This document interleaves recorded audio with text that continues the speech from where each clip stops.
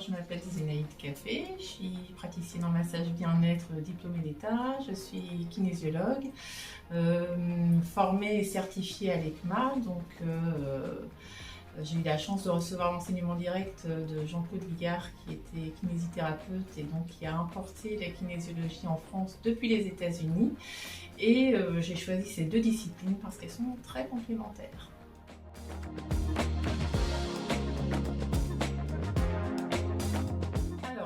Mon métier consiste à gérer les stress, parce qu'en fait on a plein de stress et non pas un stress. On a tendance à penser que stress égale anxiété. Non, un stress est une perturbation de nos capacités à nous adapter à notre environnement qui change à chaque instant.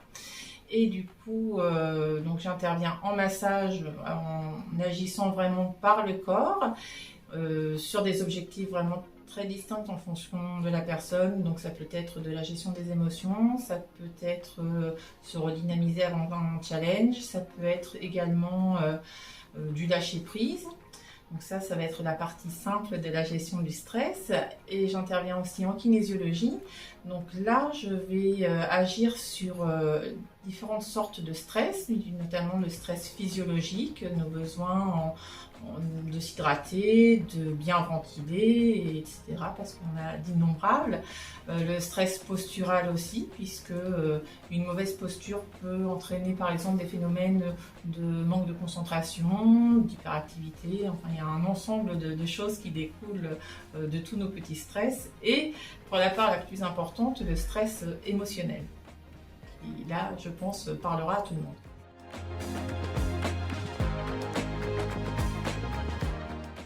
Alors, en massage, on peut consulter à titre de loisir, donc tant qu'on en a envie, voilà, pour lâcher prise, pour passer un moment agréable. On peut aussi consulter quand on a un vrai besoin de bien-être et de détente, quand on a un challenge de programmer. Donc je dirais une fois par mois, on peut réguler ça une fois par mois, ce qui sera, les effets seront d'ailleurs durables, contrairement à un massage ponctuel où on va ressentir les effets pendant une semaine à peu près. En kinésiologie, c'est un petit peu différent, c'est-à-dire qu'en kinésiologie, on vient consulter soit parce qu'on a envie de se connaître mieux soi-même, on a envie de découvrir ses potentialités, quelles sont les ressources dont l'être humain dispose et qu'on ignore encore. Et ça peut être après des problématiques spécifiques, des problématiques liées à de la concentration, à des apprentissages, des problèmes de coordination. Ça peut être des problèmes émotionnels, de la timidité, des problèmes relationnels, des douleurs, des peurs, des problèmes liés au sommeil. En fait, il faut garder à l'esprit qu'en kinésiologie, à partir du moment où on agit sur le stress, on va pouvoir agir sur l'ensemble des effets du stress. Donc en fait, on peut intervenir sur une quantité incroyable de types de mots.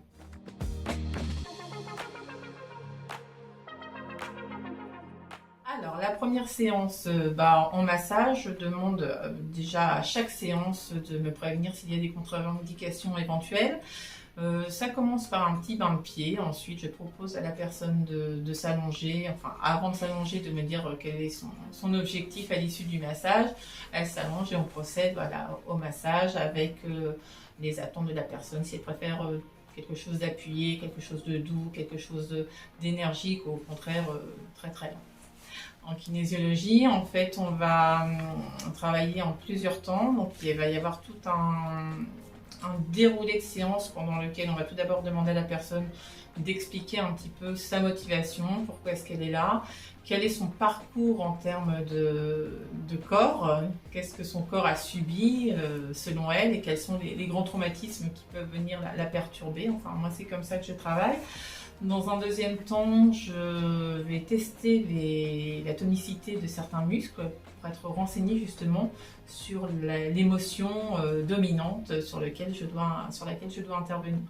Donc ça me donne un premier renseignement. Quand j'ai trouvé l'émotion dominante, je l'amène à la rencontre de la personne, c'est-à-dire que ou elle s'en doute un petit peu, ou alors elle la découvre, elle ne s'attendait pas du tout à ça, et éventuellement elle fait un lien, ou ça arrive aussi qu'elle n'en fasse pas tout de suite.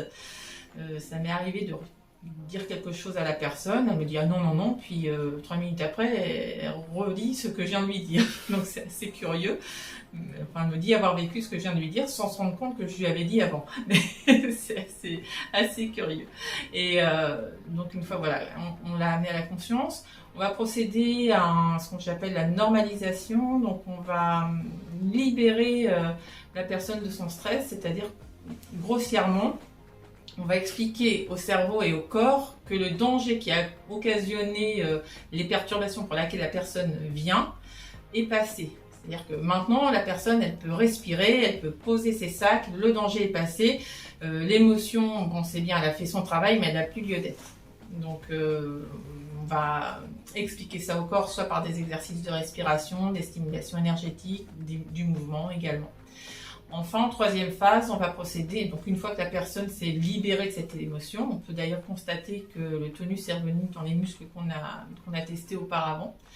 Et une fois que voilà, la personne s'est normalisée, on va procéder à une réhabituation, c'est-à-dire qu'on va donner des exercices en lien avec la normalisation pour que tout simplement elle réapprenne à vivre sans son problème. Parce que quand on a vécu 20 ou 40 ans avec un problème, le jour où on s'en débarrasse, on ne sait plus comment faire, comment agir avec notre corps. Donc il faut réhabituer la personne à un fonctionnement adéquat et avec lequel elle est d'accord. Parce que là encore, c'est très important. Il faut savoir que la personne est consciente pendant toute la durée de la séance. On n'est pas sur un système d'hypnose et on n'est pas le maître à bord. C'est-à-dire qu'on est toujours en concertation avec la personne. Si la personne nous dit bah non, j'ai pas envie de travailler ça tout de suite, on peut l'entendre et on la respecte dans ce choix. Donc quand tout est ok, on propose une réhabituation avec, c'est ça le petit côté qui est très intéressant et qui peut être voilà un petit peu plus casse-pied, c'est qu'on donne des exercices à refaire à la maison pendant 15 jours à un mois. Mais ces exercices qui semblent tout bêtes sont quand même très importants parce que ça va permettre à la personne de se réhabituer à certains centres proprioceptifs, à certains mouvements, certaines postures qu'elle n'avait plus.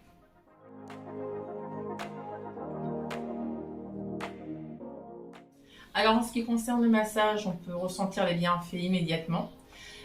Si on réalise le massage de façon ponctuelle, on ressentira les effets pendant à peu près une semaine. Si on fait du massage régulièrement, du genre une fois par mois, comme c'est fait de façon régulière, le corps mémorise en fait les ressentis et les effets de la séance va durer tous les mois. En fait. En kinésiologie, je dirais, alors certains ressentent la séance bienfaitrice immédiatement. Moi, je trouve qu'on commence vraiment à ressentir les effets après toute la période de réhabituation.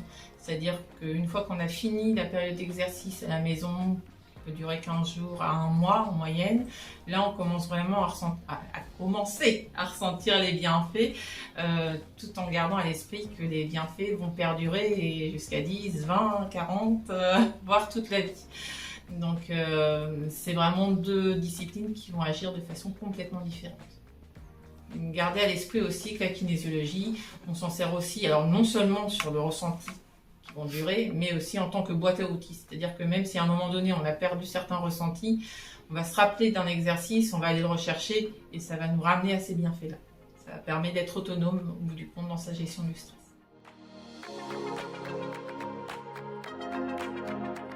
J'aimerais bien résumer par cette image-là. On peut imaginer que le stress est une petite poussière ou un petit grain de sable dans un grand rouage qui va entraîner tout un mécanisme. Et ben, le stress, c'est ça, c'est une petite poussière et ça va venir embêter complètement le fonctionnement complet du corps humain. Donc les exercices sont aussi simples que de souffler sur la petite poussière. Notamment, il y a beaucoup d'exercices de respiration, donc je trouve que c'est vraiment dommage de s'en priver.